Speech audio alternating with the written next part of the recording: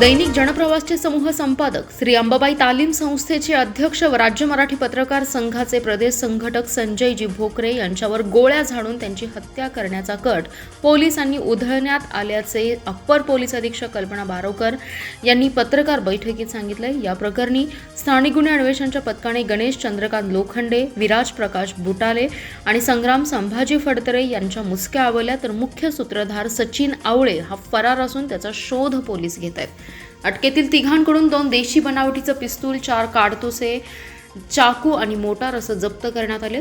श्री अंबाबाई तालीम संस्थेच्या जागेच्या वादातून आर्थिक फायदा मिळवण्यासाठी संबंधित आरोपींकडून श्री भोकरे यांच्या हत्येचा कट रचण्यात आला होता। त्यासाठी ते कुठे कुठे जातात त्याची रेखी करून शुक्रवारी त्यांना मारण्याचा प्लॅन होता, परंतु संबंधित आरोपी स्थानिक गुन्हे अन्वेषणच्या पेट्रोलिंग दरम्यान हाती लागले आणि त्यांच्याकडून चौकशी दरम्यान हा सर्व प्रकार चव्हाट्यावर आलाय।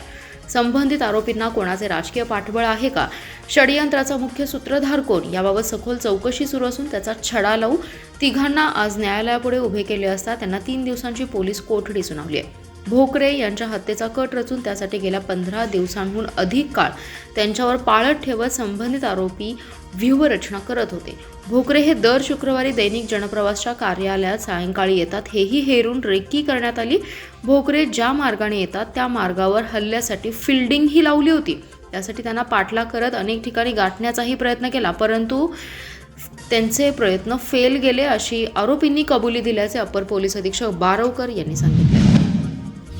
सांगलीत श्री शिवप्रतिष्ठान युवा हिंदुस्थानच्या माध्यमातून राजा शिवाजी या चित्रपटाचा विशेष शो आयोजित करण्यात आला होता। या निमित्त या चित्रपटाचे दिग्दर्शक व छत्रपती शिवाजी महाराज यांच्या भूमिकेत असलेले माजी मुख्यमंत्री विलासराव देशमुख यांचे सुपुत्र रितेश देशमुख आणि त्यांच्या पत्नी अभिनेत्री जेनेलिया देशमुख सांगलीत आले होते। यावेळी मोठ्या उत्साहात रितेश आणि जेनेलियाचं स्वागत करण्यात आले। मारुती चौकमधील शिवतीर्थ येथे उपस्थित राहून ते छत्रपती शिवाजी महाराज यांना रितेश देशमुखने अभिवादन केलं। यावेळी रितेश देशमुख यांनी सर्व सांगलीकरांशी संवाद साधला। यानंतर सांगली शहरातील प्रमुख मार्गावरून देशमुख पती पत्नी यांचा रोड शो झाला। यावेळी रितेश देशमुख आणि जेनेलिया देशमुख यांना पाहण्यासाठी सांगलीकर नागरिक आणि तरुणाईने मोठी गर्दी केली होती। यावेळी राजा शिवाजी हा चित्रपट सर्व सांगलीकर जनतेने पाहावा असं आवाहन देशमुख पती पत्नी यांनी केले। अंबाबाई तालीम संस्थेच्या जमिनीच्या वादातून माझ्या हत्येचा कट रचल्याचं प्राथमिक तपासात पुढे येत असलं तर यामागे मोठा व्यक्ती असू शकतो। पोलिसांनी अतिशय चांगल्या पद्धतीने तपास केलाय। पोलिसांनी आणखी सखोल तपास करून यामागे कोण आहे का याचा शोध घ्यावा, तसेच माझी हत्या करून अंबाबाई तालीम संस्थाच हडप करण्याच्या उद्देशाने या हत्येचा कट रचला गेला असावा अशी शक्यता संस्थेचे अध्यक्ष संजयजी भोकरे यांनी व्यक्त केली आहे। याबाबत बोलताना भोकरे म्हणाले, अंबाबाई तालीम संस्थेची जागा ही 50 वर्ष ताब्यात आहे। या जागेवरून कोणीतरी उठतंय आणि ही जागा आमची आहे हे सांगते। यातून माझ्या हत्येचा कट रचायचा आणि संपूर्ण संस्था आणि जागाच ताब्यात घ्यायची हे षडयंत्र आहे। याच्या मागे बोलवता धनी मोठा असणार आहे, कोणीतरी मोठी व्यक्ती यांच्या मागे आहे। पोलिसांनी याचा तपास करावा, सूत्रधाराचं नाव पुढे आलं पाहिजे। आमचा जीव गेला तरी चालेल, पण ही संस्था गिळंकृत करू देणार नाही। मुख्यमंत्र्यांनी या घटनेची दखल घ्यावी असं आवाहन त्यांनी केलंय। ईश्वरपूर शहरामध्ये नागरिकांच्या तक्रारींची दखल घेत कर्णकर्कश आवाज करणाऱ्या आणि अवैध बदल केलेल्या मोटरसायकल सायलेन्सरवर पोलीस प्रशासनाने विशेष मोहीम राबवून कारवाई केली होती। या कारवाई दरम्यान आवाज करणाऱ्या मोटरसायकलचे सायलेन्सर जप्त करण्यात आले होते। जप्त केलेले सायलेन्सर आज नष्ट करण्यात आलेत। या मोहिमेमुळे शहरातील ध्वनी प्रदूषणावर नियंत्रण मिळवण्यास मदत होणार आहे। सदर कारवाई उपविभागीय पोलीस अधिकारी अरुण पाटील यांच्या मार्गदर्शनाखाली पार पडली आहे। यावेळी सहाय्यक पोलीस निरीक्षक अल्पेश लावंड, ग्रेड PSI मोहिते तसेच पोलीस कर्मचारी यादव, शरद बावडेकर, सलमान मुलानी, सचिन मोरे, निलेश पुणे, रवींद्र बनसोडे यांनी सहभाग घेतला। पोलीस प्रशासनाने नागरिकांना आवाहन केले की वाहनांमध्ये अवैध बदल करू नयेत आणि नियमांचं पालन करावे, अन्यथा अशा प्रकारची कारवाई पुढेही सातत्याने करण्यात येणार आहे। पावसाळ्यापूर्वी नालेसफाई करण्याबाबतची निविदा काढण्याबाबत कोणताही निर्णय झालेला नाही, त्यामुळे महापालिकेकडे उपलब्ध असलेल्या वाहन पुरवठा ठेकेदाराकडून काम केलं जाते। सर्व कामे रेकॉर्ड अधिकारी आणि कर्मचाऱ्यांकडे आहे, त्यामुळे स्थायी समितीमध्ये वाहन पुरवठाधारक आणि अधिकारी यांचा संगनमत असल्याचा केलेला आरोप धांदात खोटा आणि कोणत्याही पुराव्याशिवाय असल्याचा खुलासा उपायुक्त स्मृती पाटील यांनी केलाय।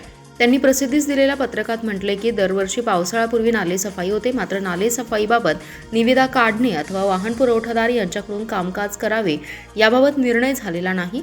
रस्त्याच्या साईड पट्ट्या, नाले, गटारी साफ करणे गरजेचं होतं, मात्र प्रशासनाकडे त्यासाठी लागणारी यंत्रणा कमी असल्याने वार्षिक वाहन पुरवठादार यांच्याकडून स्वच्छतेसाठी लागणारी मशिनरी प्रभारी स्वच्छता अधिकारी यांच्या मागणीनुसार स्वच्छता निरीक्षक यांना वाहने आणि मशिनरी पुरवलेली आहेत. अधिकृतपणे निविदा प्रक्रिया राबवून वाहन पुरवठा करणाऱ्या ठेकेदाराला काम दिले गेले. याबाबतचे आदेश देखील तत्कालीन आयुक्त सत्यम गांधी यांनी दिले होते. त्यानुसार वाहन आणि मशिनरी पुरवठादार यांच्याकडून कामे करून घेतलेली वाहन पुरवठा या धारकास काम न करता आजअखेर कोणत्याही प्रकारची बिले अदा करण्यात आलेली नाहीत. तसेच केलेल्या सर्व कामाचे रिपोर्ट, कामाचे बिलं अदा केले जातात. त्यामुळे ठेकेदार आणि अधिकाऱ्यांचे संगनमत असल्याचा आरोप चुकीचा असल्याचा खुलासा उपायुक्त स्मृती पाटील यांनी केला आहे. कवटेमंका तालुक्यातील अलकुड एस गावातील एका तरुणास देशी बनावटीच्या पिस्टलसह कवटेमंका येथे पोलिसांनी अटक केली आहे. काल शुक्रवारी याच गावातील एका तरुणास पिस्टलसह अटक केली होती. सलग दुसऱ्या दिवशी ही कारवाई पोलिसांनी केल्यामुळे मोठी खळबळ माजली आहे. या प्रकरणी स्वप्नील वसंत मोठे यास पोलिसांनी अटक केली आहे. 11:30 वाजण्याच्या सुमारास जत रस्त्यावरील कवटेमंकाळ येथील मेघराज टेकडीवर मेघराज मंदिराजवळ ही कारवाई करण्यात आली. सुमारे 50,000 रुपये किमतीचे एक देशी बनावटीचे सिल्वर आणि चॉकलेटी रंगाचे पिस्टल पोलिसांनी पकडण्यात आले. एक पिस्टल आणि 500 रुपये किमतीचे एक काडतूस राऊंड व 300 रुपये किमतीच्या निळ्या रंगाची स्काय बॅग, BAGS कंपनीची सॅक असा एकूण 51,300 रुपयांचा मुद्देमाल जप्त करण्यात आला आहे. जिल्हा दंडाधिकारी सांगली यांच्याकडील आदेशान्वये सांगली जिल्हा हद्दीत शस्त्रबंदी आदेश लागू असताना त्याचे बेकायदेशीररित्या उल्लंघन करून बिगर परवानगीने एक देशी बनावटीचे पिस्टल व मॅगझिनसह 2 जिवंत कार्टीज राऊंड आणि रोख रक्कम असा मुद्देमाल पोलिसांना मिळून आलाय. कवटेमंका पोलीस ठाण्यात गुन्हा नोंद करण्यात आलाय. पोलीस निरीक्षक प्रवीणकुमार कांबळे यांच्या मार्गदर्शनाखाली सहाय्यक पोलीस निरीक्षक अमोल शिवशरण अधिक तपास करत आहेत.